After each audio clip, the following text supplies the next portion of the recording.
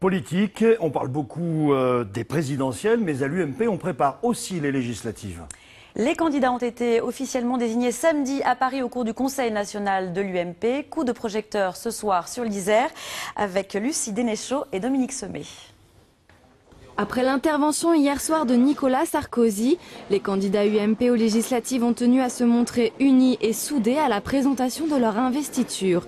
10 circonscriptions sont à gagner en Isère, soit une de plus qu'auparavant. Et c'est Vincent Chriqui qui a été investi de ce nouveau secteur qui longe l'autoroute de Lyon à Chambéry. Proche du gouvernement et de François Fillon, sa candidature avait semé le trouble au sein de l'UMP. Aujourd'hui, le ton est à l'union.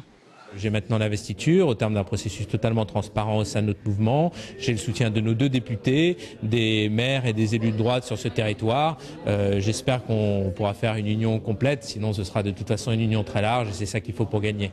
Confirmation dans la première circonscription, c'est bien Jean-Claude Perrin qui gagne l'investiture. La candidature dissidente de Marie-Christine Tardy, maire de Mélan, reste possible. Pour le président UMP de l'Isère, il n'y a pas d'inquiétude à avoir. En 2007, on avait un candidat sortant de droite et un challenger de droite. Donc ça, c'était effectivement pas très facile à gérer. Aujourd'hui, on a, dans le pire des cas, j'allais dire, et si les choses restent en l'état, 2 candidats de droite qui se présentent contre la députée socialiste sortante, eh bien, ça peut constituer en quelque sorte des primaires, le premier tour.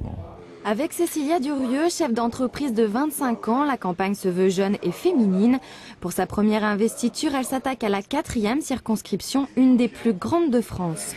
L'équipe de l'UMP de l'Isère est donc officiellement lancée en campagne, une bataille à livrer jusqu'au 10 et 17 juin prochains.